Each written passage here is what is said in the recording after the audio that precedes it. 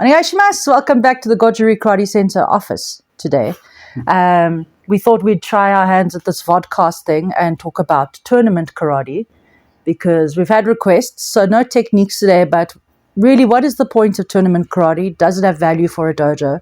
Does it have value for you as an instructor or a student? Tell the good people your tournament experience because it is vast and far greater than mine. I started karate as a young boy, bottom end of primary school, so I was about 6, 7 years old, and obviously tournament was part of our diet in terms of what we grew up with. So there were dojo tournaments, inter-dojo tournaments, provincial tournaments, national tournaments. So I did that as a kid growing up. I had a 2-year sabbatical when I was in the higher end of high school. And when I returned to the dojo, I kind of found my way into a provincial team rather quickly, or a regional team, and was there for a couple of years as a player, as a competitor in kata and kumite. I was an average competitor for all intents and purposes who just happened to be lucky, and at the right time eventually found my way into a national team where I was involved for a little while, 2 years, 3 years. And then I was involved in coaching, both at a provincial level as well as at a national level for some time. So I've got a little bit of insight. I am by no means the greatest exponent of the art. There are many, many competitors with much better track records than I have, and there are many coaches with a much better track record than I had. So you can always defer to higher authorities. I'm just going to give you an open, honest feeling about what I want. And more importantly, it's going to come from the point of view of your dojo, what happens in your dojo, in your personal karate space and within your dojo space, first and foremostly.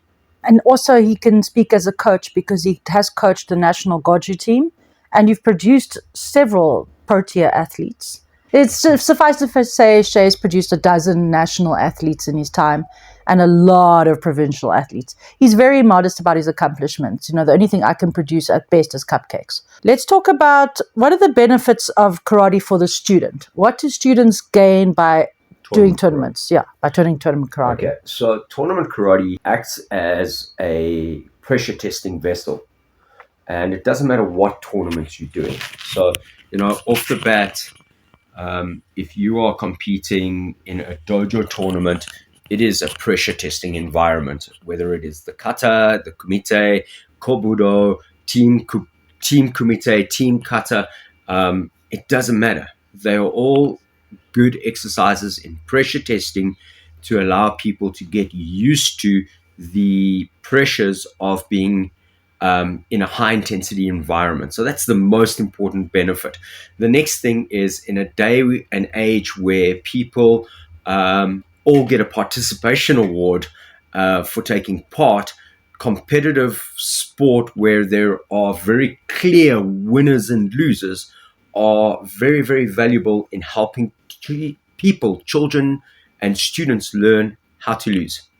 So if you have 32 competitors in a category, and there is one gold medalist, effectively there are 31 losers. And we seem to think that it is, it's so bad you called somebody a loser. But in actual fact, it's a fact of life. You're not going to win at every game. You're not going to win at every event. You're not going to win at every single opportunity. And you have to learn from a young age how to lose and how to lose gracefully. My dad used to say to me that, there's no complaining. When you lose, you just go back to the drawing board and you work harder. Don't complain about a referee who gave you a bad decision. Become so good that the referee is not part of the equation. And this was reinforced by what my sensei used to tell me as well. You have to be so good that the referee doesn't matter. Everybody knows that you've scored the point. Everybody knows that you have gotten that point. And top competitors develop this innate ability to be hyper-focused in that incredibly intense moment. And then there are days where the wheels come off and you lose. And, it's whether or not you can pick yourself up gracefully and with dignity and dust yourself off and go, yo, I've just been schooled. So I think that is probably the most important thing is pressure testing, get used to it, and secondly, learning how to lose. That's the biggest pros. So I also think it's what you talk about with the kids, BMT, big match temperament. Yep. And our nation has just won the Rugby World Cup. Our American followers probably don't care about rugby, but our team was able to perform under immense pressure, 5 or 6 games in a row against the best teams in the world. And we won that World Cup based on the ability to perform under pressure. And kids need to know how to perform under pressure when they do speeches for school, job interviews, if they're pitching their company one day, putting themselves out there. That kind of resilience and that ability to take the knocks and keep on going. I think that's something that you really get from tournament karate. You do get it to an extent from grading, but grading is much smaller environment. It tends to help with gradings. Yeah. So, when people haven't got an ability to handle the stress of standing up in front of a group of people and doing their kata or doing kionepon or bonkai and being able to keep their wits about them, the best place to train that ability is actually tournament. And the more you have that confidence, the more likely you're going to be successful. So on the side of the skill set that you come out of the dojo with, this helps facilitate that. Speaking as someone who has been to and been in like 5 tournaments, the best I've ever done was the 3rd place at the OGKK tournament in Okinawa, which I was very proud of, but it was also quite a small group.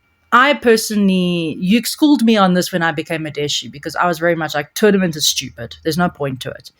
And over time, I've come to realize that there are a lot of benefits for individual students. Let's talk about the cons of tournament for the student. We'll get to the dojo just now and the benefits for instructors. But what are the difficulties that students might encounter? The negative side for students and for the family, the parents, the first one is obviously costs. In modern competitive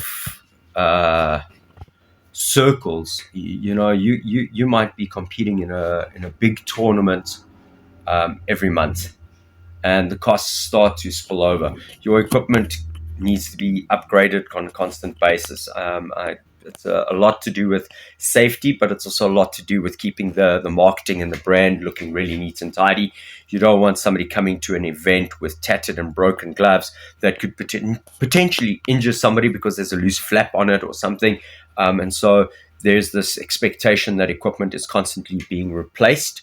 And unfortunately, the equipment is generally expensive. I come from a WKF kind of background where the equipment needs have become very, very expensive.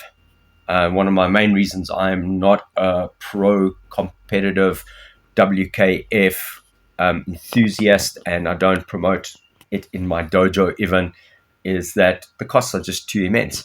And especially now that they've introduced red and blue gis. So you've got to have at minimum 4 karate suits. Yeah, so you always carry spares and things like that, but in terms of what it costs us, proper homologated equipment comes in at a premium price in South Africa, and what might be relatively cheap for an Australian, a Canadian, a person from the States, in South Africa is getting expensive, and it's getting extortionately expensive to the point that I don't think we're always going to get the best possible team for our country because the cost keeps people out. So for me, the biggest number one reason why I do not promote competitive karate for my students is simply cost. The next thing is actually more personal on the individual students. A lot of students aren't willing to take on the intense regime it takes to become a top competitive karateka. And so if you're pushing to become a top competitor, I'm not talking about competing in a little dojo tournament and while you're the king of the dojo, the moment you're the king of the dojo, the next thing you start doing is you start looking across at the dojo down the road and going, I wonder if I could beat their champion. And so into dojo, then regional or provincial, and then national. To really excel, you can't, in this day and age, rely purely on what you're getting in a traditional syllabus. The traditional syllabus, typically for Goju, does not lend itself to being a top competitive sports karateka and excelling. So at our prime, if I had to consider that our top competitors in our dojo were training their like 2 hours a week regular traditional class, 1 hour Tuesday, 1 hour Thursday. Most of my guys trained more than that. They came in and they helped and they were doing more hours anyway, but that would be the bare minimum. Then on a Friday evening, most of the guys and girls were training for 3 hours. So that would be Friday night. If we weren't competing on Saturday, then we would have classes on a Saturday from 12 o'clock until 3, 4 o'clock in the afternoon. And on Sunday, we would do the same thing. We would train on a Sunday, either in the morning or in the afternoon, and another 4 or 5 hours. And we would do everything from fitness, strength and conditioning, skill set work, psychological prep, game plan, tactical and strategical planning and development. And this would be the entire year. So if you weren't competing, you were training. Our breaks were very, very short. So when we wanted to have downtime for tapering, etc., the training never stopped. It just changed. It morphed. It became a little bit more psychological, a little bit more emotional, a little bit more stretching, a little bit more. But we never stopped those sessions. So literally, you give up your entire weekend. Every weekend, you don't have time for anything else. Your personal life. There's a reason I got married late in life, because that's what I was doing during my 20s and 30s. Your personal life, unless you're involved with somebody who's in that world, is really, really difficult. You don't have a personal life. If you're a student and you're at university or in high school, your life consists of school and karate, and there's nothing else. So you can become a little bit dysfunctional in terms of society, and that can be a problem. So these are some of the cons. I think a lot of people don't have the makeup. And then as a sensei, the biggest reason I don't promote tournament karate is it's bad for business. Simply, it's bad for business. When people are unhappy, they feel they've been cheated, hard done by, etc., the parents in the dojo then start to go numbers down.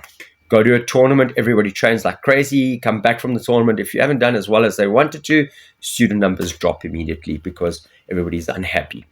And we live in a world where it's this kind of instant gratification. People think they can train for a couple of weeks and they'll be a national champion. It takes years to cultivate that.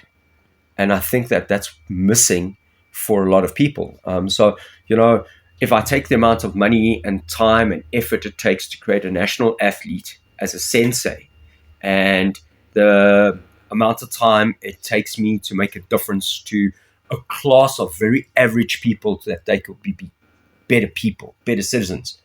I'm working on one person, maybe two persons in the national athlete sense. And if something goes pear-shaped, they're gone. They leave. And the proof is that nearly all the kids that I taught at a provincial or national level, nearly all of them have gone. One or two have returned. One or two have stuck it out to become serious traditional exponents within the dojo. But the greater, vast, bigger 98% of them are gone. They're gone. And I don't hold that against them. They got what they wanted, and when they were finished and they were happy with what they'd achieved, that was it. They hung up their mitts. They also hung up their gi and they hung up their belt. And that's it. Their karate career ended because karate was just a sport to them.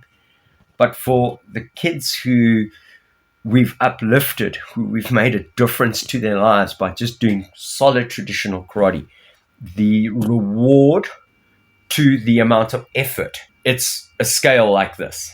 It literally, the traditional wins every single time because you make differences to people who really do need that little bit of a difference to be made to their lives in that traditional sense.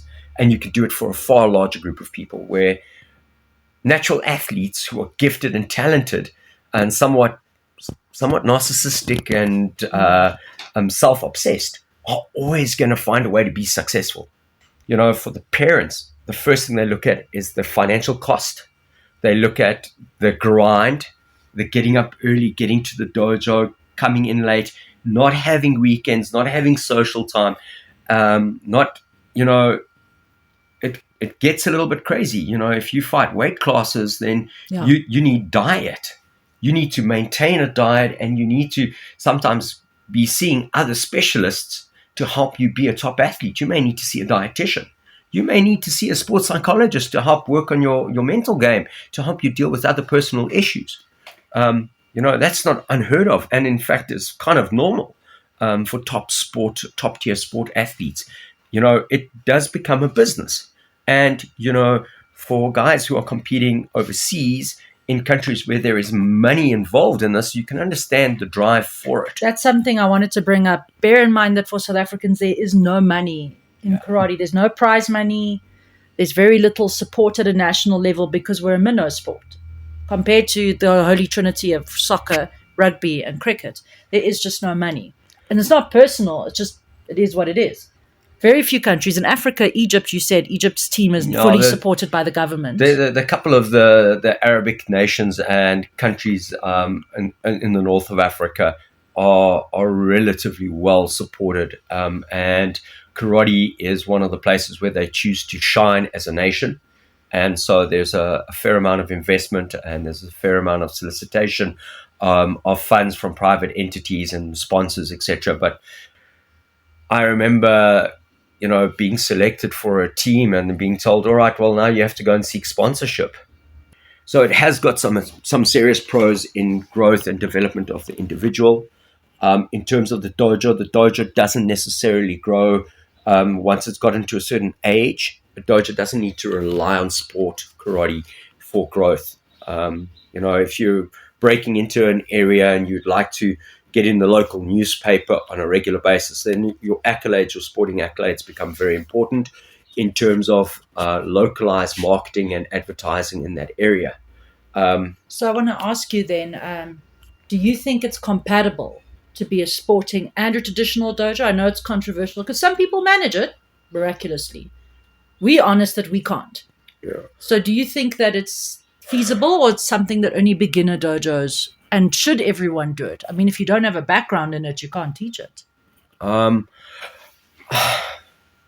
It's a difficult question because it depends on how serious your dojo is. And, if I say one thing, I guarantee you there's somebody out there who'll disprove it because they've done it in their dojo or consistently do it in their dojo.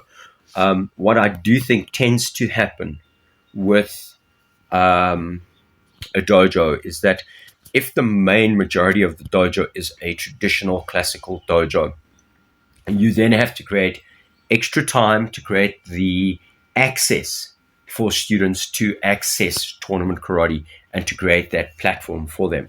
But again, it really depends very much on how many hours you can literally get out of your dojo and out of your members and where you have available time.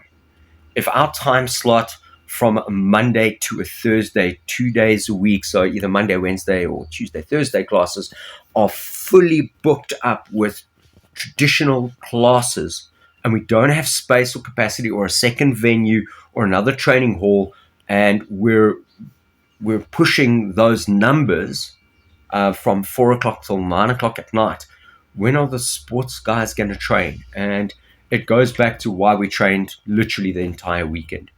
So you're then working a 7-day week as an instructor, unless you have a team. So maybe if I've got a team of 3 or 4 youngsters who are very skilled, who run the classes on a Friday, Saturday, Sunday with a little bit of oversight, that's one thing. But I find that, in our dojo, the vast majority of people simply don't want to be involved in tournament karate. And I think it comes down to costing, first and foremostly. And secondly, they're quite happy with what they're getting in a traditional sense. I do think, however, a dojo without some degree of tournament loses that ability. Rude. That's just alarms. Bad watch. It'll stop now. There we go. I do think that at some or other point, a dojo has to have some degree of tournament and some degree of competitiveness, and it needs to be very well managed by the sensei and by the management team. Which brings me to parents. Parents, I remember literally having parents tell me how to do my job. And eventually I said, here's the line, you're about to step over it. And what it resulted in was our first parents' week of karate, where I made every single parent train in the dojo. And I had parents who were adamant that, it can't be that difficult. So I put them through the paces and proverbially try to kill them. That, we went to a little local tournament and the kids had done well. They hadn't, there was no embarrassment from any of the kids. The kids had done outstandingly. And the parents were just like so driven. They had to win. And they had to win at all costs. For 7-year-olds. Yeah, for perspective. For little tiny tots. And I was like, you're missing the point. You're trying to live through your kids. If you want to do karate and you want to do competitive sport, well, then go pick one and do it for yourself. Don't live through your child. It's totally unfair. And my father was a great football player. And when it became kind of evident that I didn't have his skill set, my father, for what I felt, abandoned me to other sporting codes. Only years later, sitting in a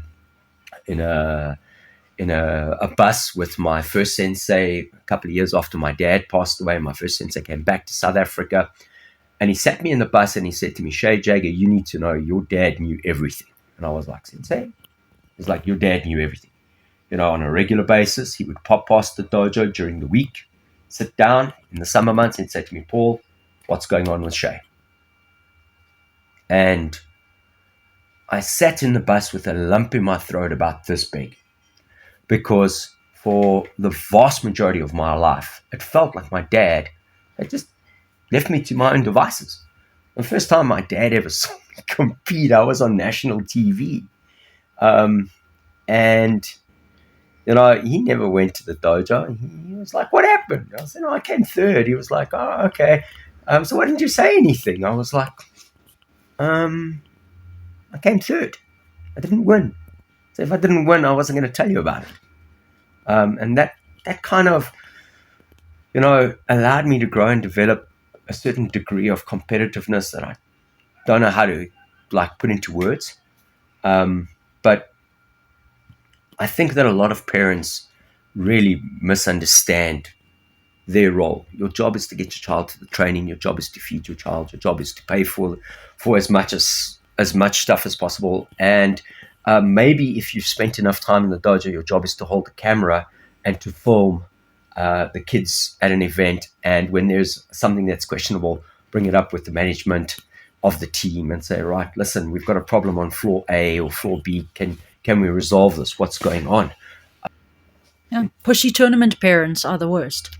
Yep. And then they leave your dojo when they don't get what they want. They're going to leave anyway. So let's not, the 80% of your problems come from 20% of your parents. Correct. The last thing I just want to touch on, cycling back to preparing for tournament, is the kind of disordered eating that we're seeing coming out of it, and especially this is my beef, is especially with female competitors kata for me shouldn't be a weight class. It doesn't matter your weight, but now, especially in an age where eating disorders are getting worse, and the problem I think with tournament is that you become so obsessed. Anything with the weight class, and not just sports karate, but anything with a weight class. Anything with the weight class. Will you talk about your struggles trying to keep in your lower weight category? I'm going to obviously put some photos over so you could just see how emaciated Shay looked. He was emaciated, and you were cranky because you were hungry all the time. You were eating salads. My coach told me if you're not hungry, you're not going to be the best possible fighter you can be.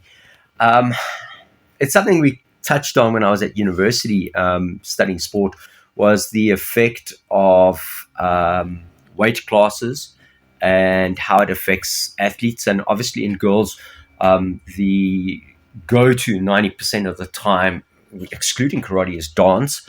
And gymnastics. Gymnastics, that the smaller, the more petite, the more lean, the easier it is to do this, and it spins over to things like figure skating, etc. But then the moment you start things with weight classes like competitive karate, wrestling, etc., what you start to find is that people have this ballooning. They go up a weight class because you need to pick up that weight to develop strength and power. And then you have these weight cuts, and you see it all the time in professional combative sports where people compete in a weight class. They have to raise that weight, and then they have that cut. And you see them cutting huge amounts of weight. And it doesn't matter if you're a wrestler, a karateka, a boxer, doing MMA. This applies to all of us. It's become a lot more scientific. But as a young guy growing up and wanting to fit into a weight class, I simply just wouldn't eat for like a week. I would literally live off fruit, occasionally a teaspoon of peanut butter. I would get massively cranky. I remember as a 20-year-old, I basically made a vegetable broth, and I lived off of a vegetable broth for most of my meals. I was running or swimming every day to help cut weight and to maintain weight. It's expensive. If you want to cut weight properly in the modern sense and you want to have a good diet, well, you want to get the most nutritionally rich meals, and that can be a little bit expensive. You can't just go to town on the fillers. There was a stage in my life where I didn't eat anything that was white.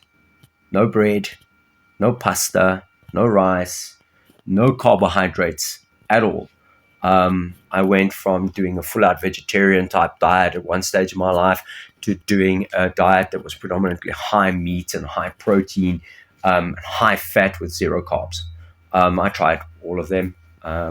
The consequence, I think, is what happens to your organs.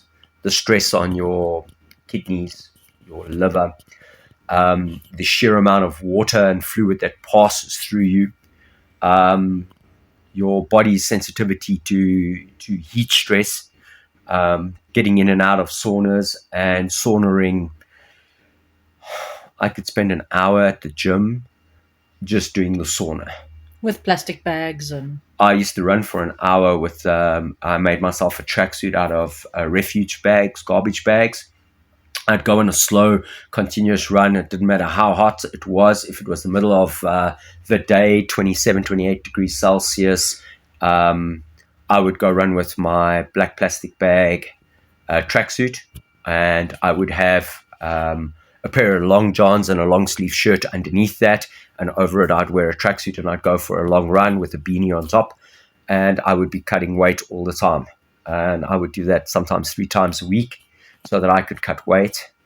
It came to a head in my last year of competitive karate, where at one point I'd been a bench warmer in my first world tournament as a team player, and I said to myself, I'm never doing that again. So I decided I'd push to try and be the individual competitor. At that point, I was an under 70 kilogram athlete. I spoke to the head coach. I said to him, what are my chances with kata? He said, I've made up my mind on the kata. That's my man, that guy over there. I said to him, do I try and concentrate solely on under 70s and try to beat the top guy? He said, it doesn't matter if you beat him. He's always going to be our number one guy. We've already settled our minds on that as selectors because he's one of the best competitors in our country. I said, do you want me to be a team athlete? He said, well, you get team athlete, I can use you in 1 round maybe. I said, so what you're telling me, I must drop weight. Either drop weight or gain weight. And gaining weight means I'm going up to another very consolidated position. The under 75 for South Africa was cemented. The guy had been in the slot for like 10 years. And the head coach just kind of like nodded and said, yeah, your best bet is to be an under 65. That was in October. The following year, we had our first training session in end of January, beginning of February. We traveled down to Cape Town, myself and a couple of other guys from our region. And when it came time to line up, I was already down to about 66 kilograms. I'd cut so much weight over the Christmas period. What a depressing time to cut weight as well. Yeah, and I just carried on cutting weight for the whole year so that I could compete. I got selected to go to a tournament, and I was going to be a team athlete. So my coach told me pick up weight.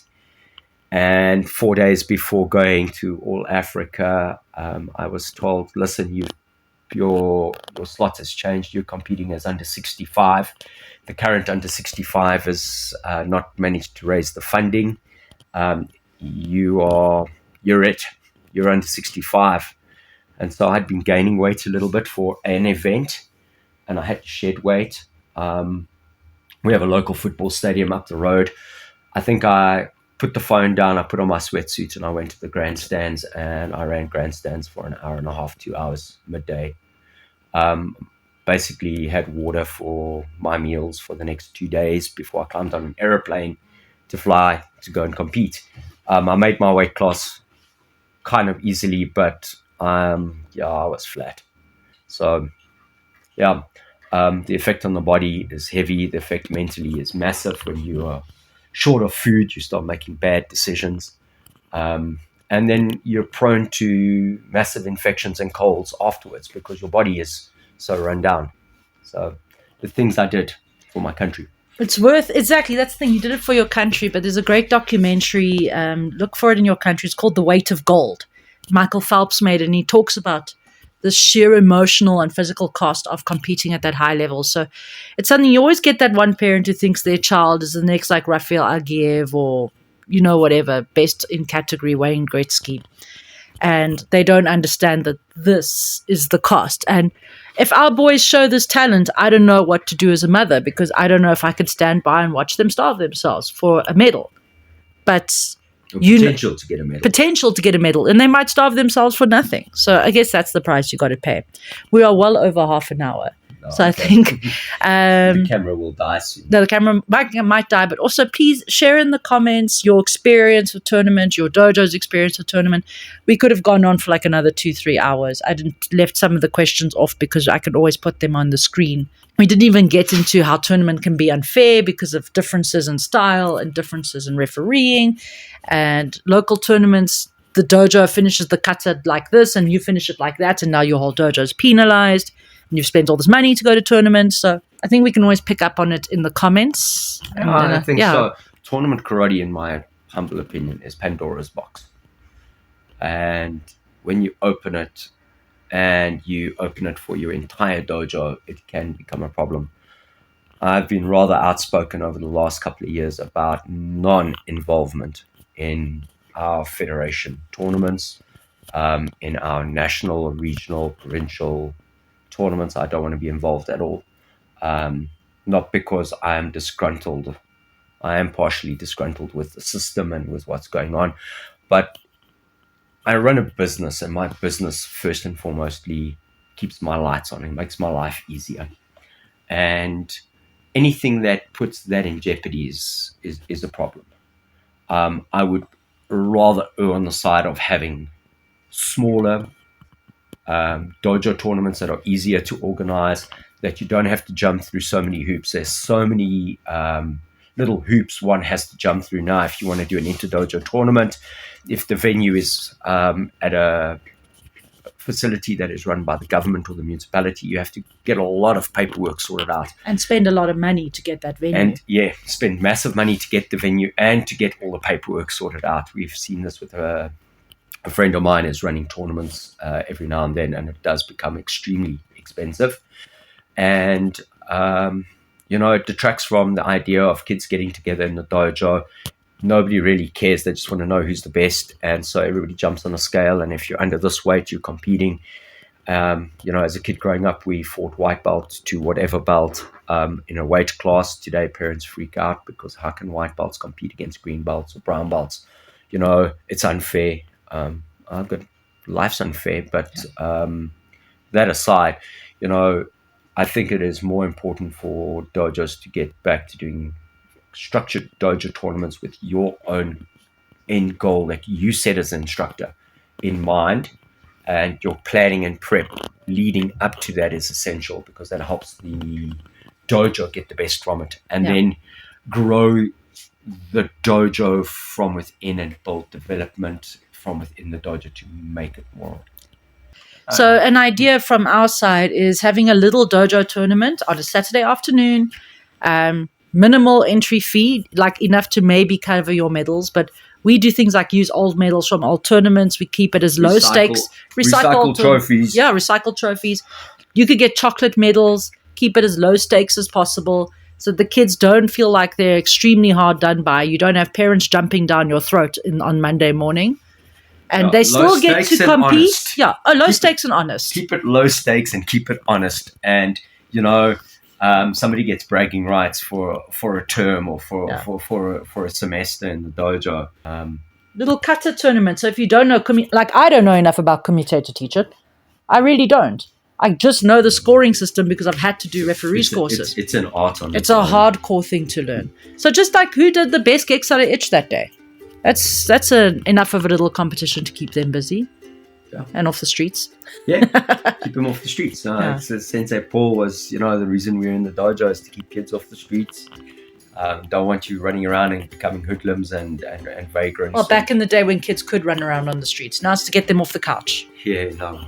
Thank goodness for Sensei Paul back then, because I can't imagine how much more mischief I would have gotten the terrorist Florida. Yeah. Burning the flay. I'll leave that part out. But still. Oh, no, you can leave it in, Terror of LaSalle College. Sensei Paul has been watching my videos, so I'm sure he's going to comment about me being the real life version of Dennis. Most hidings in the dojo. Perpetually. By a long way. So Shay's proof that your child can be really reformed from 5-year-old nightmare to upstanding citizen. Trying to. You are. Trying to be an upstanding citizen. And last point from me, Shay's right. If I'd met him in his tournament days, we definitely would not have got him married. I was very angry, very grumpy, very hungry.